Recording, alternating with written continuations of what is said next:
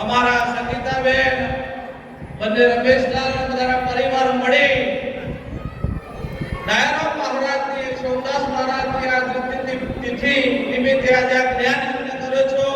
એકવાર એમનો હું તાળીથી વધાવવા માંગુ છું. ખૂબ ખૂબ ધન્યવાદ. વ્યાસપીઠ ઉપર બિરાજમાન બ્રહ્મનિષ્ઠ બ્રહ્મ ક્ષોત્રિય મૂળ ગાદીથી વધારે બાબુરામજી મહારાજ, જ્ઞાન દાતા એવા અમારા પૂર્ણદાસજી મહારાજ, ઉત્પલ નિવાસી, કોટડી નિવાસી પૃથ્વીરામ બાપુ, બાકી બધા મહાપુરુષો મારા હૃદયને સ્પર્શ કરીને બધા મહાપુરુષોને હું વંદન કરું છું. જય ગુરુ મહારાજ. આજે આ પવિત્ર જ્ઞાન યજ્ઞની અંદર આપણે સંતોના સમાગમમાં આવ્યા છીએ. સંત મહાપુરુષના સમાગમથી શું પરિણામ આવે, શું સમજણમાં આવે, વિચાર કરવાનો કે કેમ કે ભારતની અંદર, આખા વિશ્વની અંદર અનેક સંપ્રદાયો ચાલી રહ્યા છે. ભારતમાં જુઓ, સ્વામિનારાયણ સંપ્રદાય, રાધા કૃષ્ણ સંપ્રદાય, બ્રહ્મકુમારી સંપ્રદાય, કબીર સંપ્રદાય, કેવલ સંપ્રદાય, માનવ ધર્મ સંપ્રદાય. ભારતમાં અનેક જગ્યાએ સત્યને ઓળખવા માટે સંપ્રદાયોની સ્થાપના થઈ છે. પણ નિરાંતનું બાળક શું કે?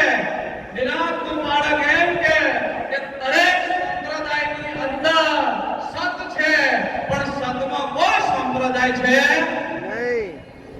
દરેક સંપ્રદાયમાં સત છે, પણ સતમાં કોઈ સંપ્રદાય છે નહીં. આ મહાપુરુષો અજોડ યુક્તિઓ લાવી અને આ જ્ઞાન આપણને જ્ઞાનમાં નિષ્ઠા બેહારે છે. ઘણીવાર આપણને વિચાર આવે, જે મહાપુરુષ એમ કહેતા હોય કે અજર છે, અમર છે, અમર છે, આ અમર અમર કેમ બોલવું પડે છે? આ બધા મોતના બાળી ગયા છે. અમર અમર બોલવું કેમ પડે છે? એ બધા મોતના બાળી ગયા છે. અવિનાશી છે, આ અવિનાશી છે, અવિનાશી અવિનાશી કેમ બોલવું પડે છે? કારણ કે બધા નાશના બાળી ગયા છે. હે કેમ કે આ દ્વૈત મટવાનો નથી. અહીં મહાપુરુષ કહે છે, ઘણી જગ્યાએ આપણે સત્સંગમાં જઈએ કે ગુરુજીએ મંત્ર આપ્યો. કે મંત્ર કેમ લીધો? કે મંત્ર ગુરુજી મંત્ર કેમ આપ્યો? કે મેરા ચેલા વૈકુંઠ જાયેગા. અરે યાર, ચેલા વૈકુંઠ જાયેગા, ગુરુ તો ખીચડી ખાતા હે અને ચેલો વૈકુંઠ જતો રહે. આ બધું પાખંડ ચાલે છે દુનિયાની અંદર. આ મહાપુરુષોના શરણે જઈએ ત્યારે ખબર પડે કે આપણા સ્વરૂપનો મહિમા શું છે, આપણું સ્વરૂપ કેવું છે. 4 વેદ, 18 પુરાણ, 108 ઉપનિષદ, ગીતા, ભાગવત, રામાયણ, રાત દિવસ તમારા ગુણ ગાય છે સાહેબ. પણ તમને ખબર છે નહીં, આ બધા તમારા ગુણ ગાઈ રહ્યા છે, પણ તમને ખબર નથી. ચંદ્ર સૂર્ય તમારા પ્રકાશે પ્રકાશિત છે, પણ તમને ખબર નથી તમારા પ્રકાશે કઈ રીતે પ્રકાશિત છે. આવા મહાપુરુષના શરણે જઈએ ત્યારે આ વાતની ચોખવટ પડે. કેમ કે કોઈ માનવા તૈયાર થાય કે મહારાજ તમે કાલ તારે અમને હું સમજાવો છો, આ સૂર્ય તો અનાદિકાળથી ચમકી રહ્યો છે અને અમારો પ્રકાશ ક્યારે થાય?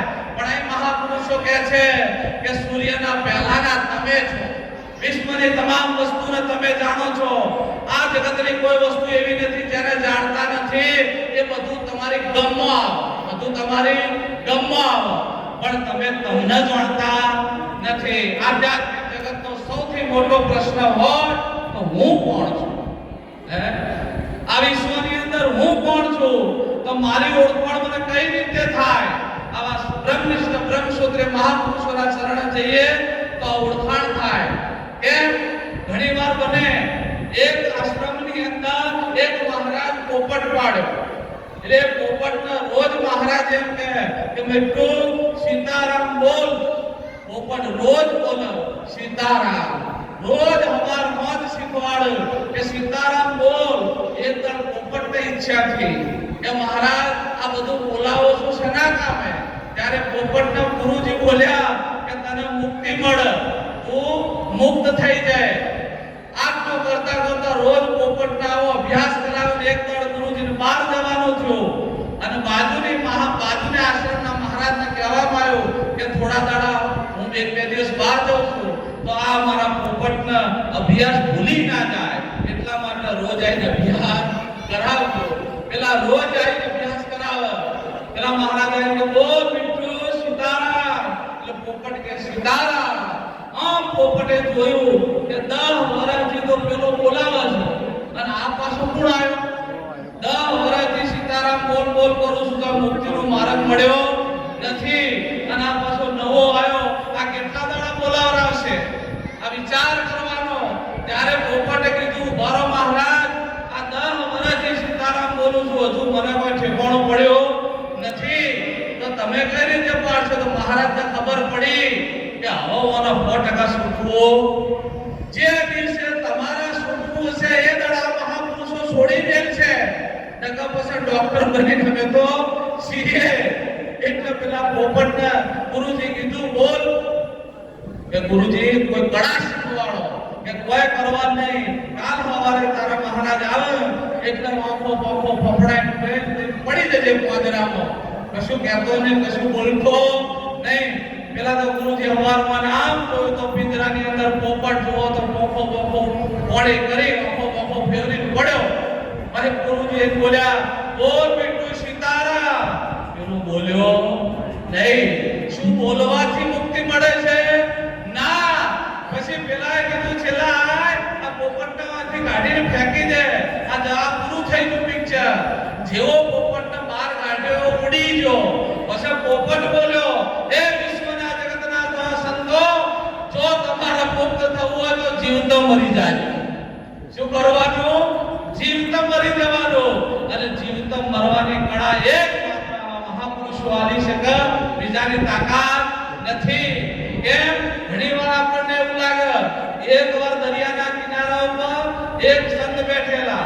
તે આ ગીતાજીમાં છે, એક કળા મહાભારત, એક મહાપુરુષ કબીરનું વાંચે. બધા મહાપુરુષો વાંચતા હતા. એમાં એક મહાપુરુષ નીકળ્યા. એમને પૂછ્યું કે આ બધા પુસ્તકો શાસ્ત્રો વાંચો છો કેમ? શું ગોતો છો? કે અમે આ દરિયાનું માપ કાઢીએ છીએ. દરિયો કેટલો ઊંડો છે માપ કાઢીએ છીએ.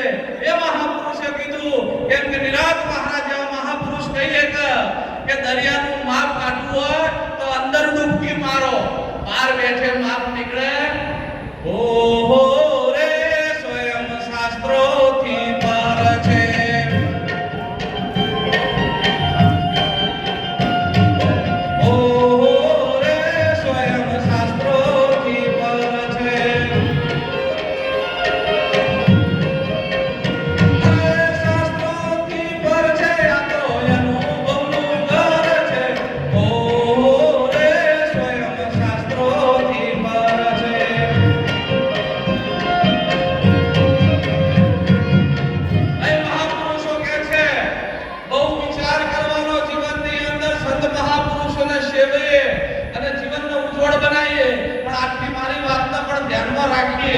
શું કહેવું છે? ઓમ ચોરોએ ચોપટ લગાઈ રે જગમાં, ચોરોએ ચોપટ લગાઈ.